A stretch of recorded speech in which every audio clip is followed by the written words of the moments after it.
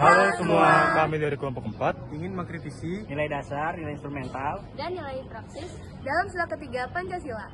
Kelompok kami beranggotakan, saya Sandika Cipta, saya Yugal Gifari, saya Muhammad Satur Kafi, saya Rasalia Putri, saya Novita Rizka Pratama.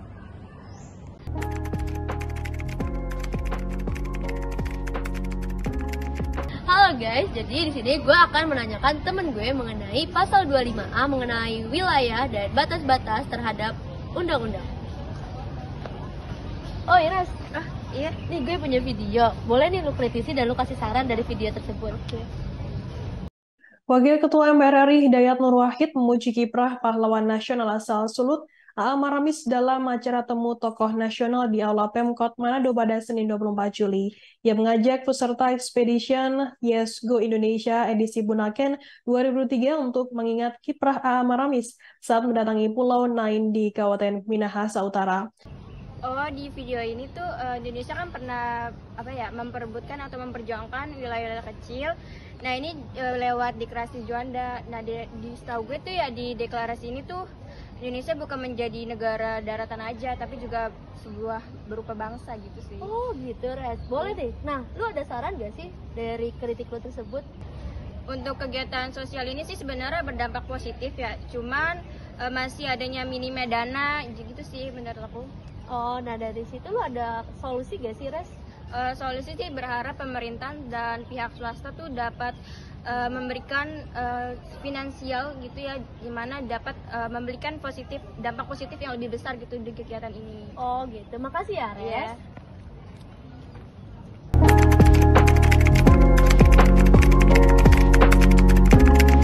Oke guys, selanjutnya kita akan menanyakan pendapat mengenai pasal 27 ayat 3 mengenai setiap warga negara berhak dan ikut serta dalam upaya pembelaan negara.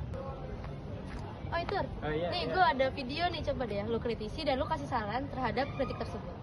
Kita akan terus berupaya mengembalikan situasi keamanan tersebut, dan tadi pagi kita berhasil menggunakan heli TNI mengevakuasi jenazah almarhum remaja yang tidak bersalah dan tidak berdosa atas nama saudara Alexander tersebut. Pangkop Sabema beserta SDC Polri dan semua unsur yang terkait, kita akan terus mengejar dan melakukan penindakan tegas terukur kepada kelompok-kelompok bersenjata OPM yang telah melakukan aksi brutal, aksi biadab yang mengakibatkan masyarakat ketakutan, bahkan sebagian masyarakat berkeinginan untuk mengungsi. Oh, ini tentang OPM ya? Betul banget. Jadi menurut gue itu tindakan kekerasan yang dilakukan OPM itu sudah menyebabkan ke banyak kalangan. Salah satunya masyarakat sipil yang ada di Papua dan aparat keamanan. Jadi hal ini tuh bisa bisa merusak kedamaian dan keamanan di Papua itu sendiri. Jadi dan juga bisa merusak persatuan dan kesatuan NKRI. Nah dari kritik lu tersebut lu ada solusi gak sih?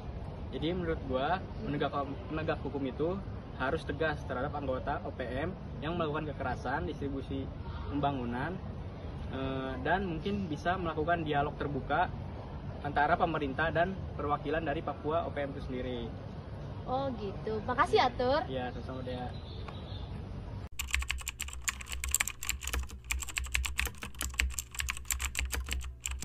Oke, selanjutnya kita akan menanyakan mengenai pasal 30 ayat 1 yang berbunyi tiap-tiap warga negara berhak dan wajib ikut serta dalam usaha pertahanan dan keamanan negara dalam sektor ekonomi. Halo Saka. Halo dia. Nih gue ada video. Boleh nih gue minta pendapat lu? Jual beli pakaian bekas impor menjadi bisnis yang dicari sekaligus dibenci. Dicari-cari oleh masyarakat yang menginginkannya, namun dibenci oleh pemerintah. Sekalipun sudah sejak lama dilarang, perdagangan pakaian bekas impor praktiknya menjamur dan kasat mata di mana-mana. Bukan rahasia lagi, perdagangan pakaian bekas impor di Indonesia laris manis, selalu diserbu pembeli. Peminatnya tak pandang usia dan golongan, mulai remaja hingga dewasa. Sejalan dengan perkembangan zaman, berburu pakaian bekas impor menjadi sebuah gaya hidup, hingga akhirnya melahirkan sebuah istilah yang kini dikenal luas, yaitu thrifting, yang berarti hemat atau penghematan. Nah, dari video ini lu ada kritik gak sih, Sok? Oh, kalau kritik, ini masalahnya karena serbuan baju impor bekas dari luar negeri ya. Nah, bener banget tuh. Kalau menurut gue sih ini cukup merugikan industri kecil sih. Tapi di sisi lain kita anak muda juga dapat manfaat, bisa lebih hemat duit lebih banyak. Karena baju second thrift ini lebih murah dan kita kalau hoki bisa dapat baju branded.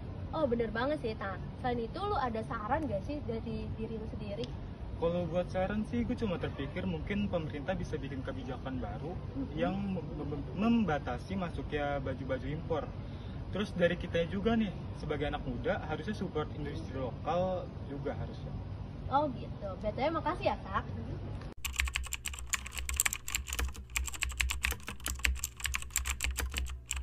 Selanjutnya, kita akan menanyakan pendapat mengenai pasal 32 ayat 1 yang berbunyi, negara memajukan kebudayaan nasional Indonesia di tengah perbedaan dunia dengan menjamin kebebasan masyarakat dalam memelihara dan mengembangkan nilai-nilai budaya. Oke, langsung aja.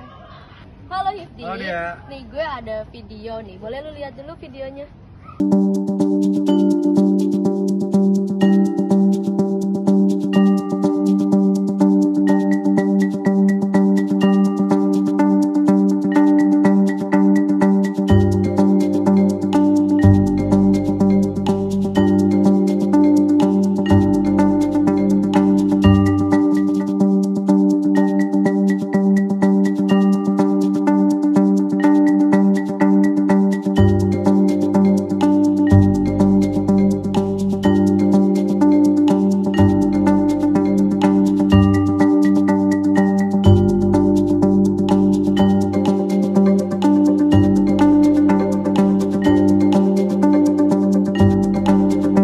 Tentang perseteruan antara Indonesia dan Malaysia terhadap makanan rendang ya? Ih, bener banget. Nah, dari video itu lu ada kritik gak sih? Oh, kritik dari gue itu perseteruan antara Indonesia dan Malaysia terkait perebutan makanan rendang itu menunjukkan kurangnya pemahaman dan penghargaan terhadap kekayaan budaya masing-masing negara. Hal ini dapat memicu ketegangan antar bangsa dan merugikan hubungan kedua negara. Masing-masing negara seharusnya mempunyai pendirian yang melandaskan hukum atau peraturan untuk melindungi kekayaan bangsanya sendiri. Seperti makanan rendang yang dari negara Indonesia yang seringkali diklaim oleh Malaysia. Oh gitu. Nah, lu sendiri ada saran gak sih terhadap hal tersebut? Oh, saran gue sih harus membuat surat tertulis dari pihak pemerintah yang mengklaim budaya Indonesia. Tujuannya untuk meminimalisirkan pengakuan dari pihak lain, dan serta pemerintah itu harus mengedukasi betapa pentingnya budaya Indonesia, serta mengklaim serta menghindari klaim yang memicu konflik dari Indonesia dan Malaysia. Oh gitu, BTW makasih ya.